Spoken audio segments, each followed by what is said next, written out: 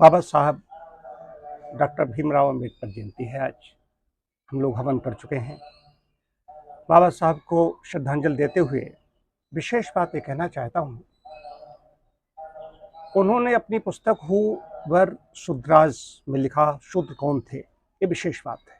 कितना उन्होंने अध्ययन किया, विशद अध्ययन, 32 डिग्रियां थी उस व्यक्ति के पास, पांडित्य उनकी बुद्धि में था। जो पीछे उनको त्रास दिए गए बाल्यकाल में, स्कूल में बाहर बैठने के लिए विवश किया गया, तो उसके लिए निस्संदेह उच्च जातियां, जो वर्ण व्यवस्था यहाँ पर नहीं, अभी मैं आ रहा हूँ, उच्च जातियां ब्राह्मण क्षत्रिय, यही उच्च जातियां, ये दोषी थे। ब्राह्मण का काम सदैव ये रहा है कि अग्नि, जैसे कि कुछ भी डालो, यहाँ तो यजन हो रहा है, कहीं पोर अलाव कुछ जलाओ, वहां पर कुछ भी डाल दो, उसमें मल मूत्र डाल दो, अग्नि अपने जैसा बनाने का प्रयास करती है। तो अग्नि तो ब्राह्मण को क्या है, अपने जैसा बनाना चाहिए। गुरुकुल समाप्त हो चुके थे महाभारत काल के बाद में। महाभारत का बाद धीरे धीरे व्यवस्था छिन्न भिन्न हो गई थी। ये पाखंड, जात पात बहुत ज़्यादा चरम पर था। उस समय वर्ण व्यवस्था थी, वो बहुत अच्छा डिटेल उसमें लिखते हैं। तो वैदिक काल में जो शूद्रास थे उनकी स्थिति अच्छी थी। बाद में शूद्रों की जो स्थिति हुई, शूद्रों को जाति बदल दी है। जात पात में जो हमारे जो उच्च जातियाँ थीं, आज जैसे कि हम कहते हैं कि जनेऊ है, तो जनेऊ या कोई नियम भंग कर दे, हमने कहा तो नियम भंग कर दिया, हम लोग बोलचाल की भाषा में कहते रहते हैं। तो नियम भंग करने वाले को जो नियम भंग करे वो भंगी। भंगी शब्द कहाँ से आया? उन्होंने अपना जनेऊ तोड़ा, सबको तोड़ा, लेकिन जो बाहर से म्लेच्छ आए, यहाँ आक्रांत आए, उनका मल नहीं उठाया। उन्होंने स्वर से इनको चिढ़ती, स्वर पालने लगे, जनेऊ छोड़ करके सबसे निम्न जात जो बनी उसमें भंगी बनी, जो आज स्वच्छक या सफाई कर्मी के रूप में उनको कहते हैं, या वाल्मीकि उनको कहा जाता है। वहां से ये सब यहाँ पर भंगी शब्द ही नहीं था। अब वाल्मीकि भी उस काल में कहता है, तो कह दिया गया है, वाल्मीकि ऋषि बने हैं, उसमें भंगी थे ही नहीं उस काल में। तो शूद्रों की स्थिति उसमें कैसी थी? वैदिक काल में शूद्र कौन होता था? एक घर में 4 लड़के पैदा हुए, किसी घर में, अब मैं ही, मेरा पिता की, मेरे अगर 4 संतानें हैं, तो मैं चारों लोग पढ़ने के लिए गए। पढ़ने में वहाँ पर मैं अगर ठीक ठाक पढ़ गया तो मैं हो गया ब्राह्मण। डिग्री वहाँ मिलती थी। जो दूसरा लंबा चौड़ा है, पढ़ने में कमजोर है, वो क्षत्रिय बन गया। गुरुकुल लेकर तय करते थे। और तीसरा है, उसका व्यापार में मन लगा तो वैश्य हो गया। और चौथा, जो कुछ नहीं कर रहा है तो अपने भाई की सेवा कर, उसमें गोवंश या कुछ ऐसा कुछ करो, पालो अपने दिन। 3 भाई हैं, उनकी सेवा करो। वो सेवा करने वाला है शूद्र। शूद्र की परिभाषा सेवा। उसके बाद में बताया कि वहाँ से क्या परिभाषा दी गई इसमें कि जंघाओं से निकले, पैरों से पैदा हुए, मुंह से पैदा हुआ ब्राह्मण, ऐसा नहीं है। ब्राह्मण का ये है, ब्राह्मण है, सबके अंदर ब्राह्मण है। जो शिक्षण कार्य में लगे हुए हैं, क्या है? ब्राह्मण बनाने की कोशिश करके निर्माण कर रहे हैं, ब्राह्मण है। क्षत्रिय हमने हाथों में क्या करते हैं? ब्राह्मण सारा सब हमें स्वयं शरीर के लिए लीजिए, हमें दिशा देता है कि हमारे शरीर क्या करना है, साफ सफाई कैसे रखने, अपने शरीर को लीजिए। क्षत्रिय है, अगर चींटा भी आया पीछे तो पता चला हाथ चले गए, रक्षा करने के लिए हंस भगा दिया जाकर। वैश्य क्या है?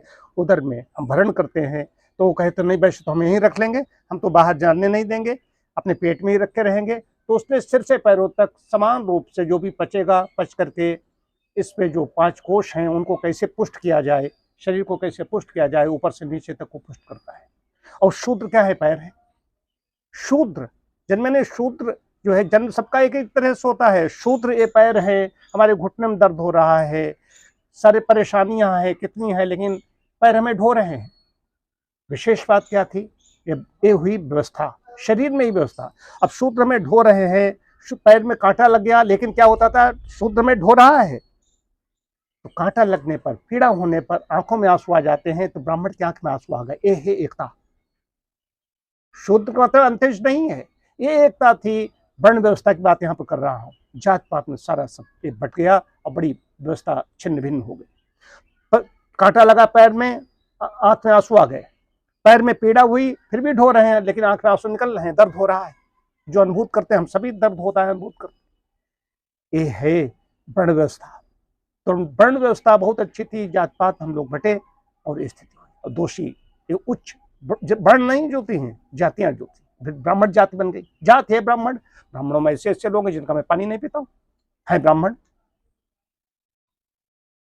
ये है तो इसमें आज जयंती है, ये बात मुझे कहनी थी। और विशेष बात जो मैं उनसे प्रसन्न रहता हूँ, उन्होंने दूसरे लोग थे, उन्होंने कहता कि इस्लाम स्वीकार कर लो, उसमें उनके पीछे लगे हुए थे, तो उन्होंने बौद्ध धर्म जो हिंदू तो बाद में आया, एक शाखा प्रशाखा है उसी की, उसमें जा गए, लेकिन उधर नहीं गए। और उन्होंने सावधान किया था इसके लिए कि इन लोगों से बच कर रहना। तो वहाँ पर गए थे, तो उस समय बड़ी व्यवस्था गड़बड़ थी, इसलिए तो इस व्यवस्था को हम सबकी जिम्मेदारी बनती है, हम इस व्यवस्था को ठीक करें। जो हमारे पूर्वजों ने कहीं गलती की है उसको हमें सुधारना होगा। बाकी जितने भी हैं, चाहे बुद्ध हैं, चाहे जैन हैं या सिख हैं, सब एक ही हैं, शाखाएं प्रशाखाएं हैं। मैंने प्रश्न की जाकर को महात्मा बुद्ध द्वारा प्रणीत विधि है, उसको किया, तो सब हैं, उनको सबको हमें रखना है। अगर ये हम ठीक ठीक नियमों का पालन करते तो ये हमारे जो जिनसे किसी से मरे जानवर उठवाए गए, ये चला है। उन्हें नहीं खाने मिल रहा है तो उन्हें मृत को जानवरों का मांस खाना शुरू किया। व्यवस्था बहुत गड़बड़ रही, अब तो व्यवस्था सुधर रही है। अब पहले तो उनको अछूत अंतरिक्ष माना जाता था, छूने से परछाई पड़ जाती थी, लोग नहाते थे। हमारे शरीर में कहीं पर भी अगर पैर में कहीं पीड़ा कहीं होती है, दर्द होता है, इसके साथ फोड़ा फुंसी हो जाता है, कुष्ठ भी हो जाता है, तो क्या उसको काट के फेंक देता है? उसको ठीक करने का प्रयास करता है। ये तो वही उनकी व्यवस्था, वो तो सीधे। इन्होंने कब कहाँ कोई आंदोलन किया, कहीं क्या किया? कहीं कुछ नहीं किया, चुपचाप बैठे रहे, सब सहते रहे। आज भी ये बहुत बड़ा विषय है, ये बहुत बड़ा विषय है, इस पर सबको चिंतन करने की आवश्यकता है। यही नहीं, कोई भी हो, ये जो धर्म होता है सार्वजनीन होता है, सबके लिए होता है, किसी व्यक्ति के लिए, कुछ लोगों के लिए नहीं होता है, सभी के लिए होता है। अगर प्राणवायु ले रहे हैं तो हम सब लोग ले रहे हैं, सभी के लिए आवश्यक है। प्राणवायु शुद्ध है तो सभी को शुद्ध प्राणवायु चाहिए। ये सब बड़ी चिंतन की बात है। बाबा साहब को श्रद्धांजलि देते हुए अपनी बात समाप्त करता हूँ। ओम शांति शांति शांति।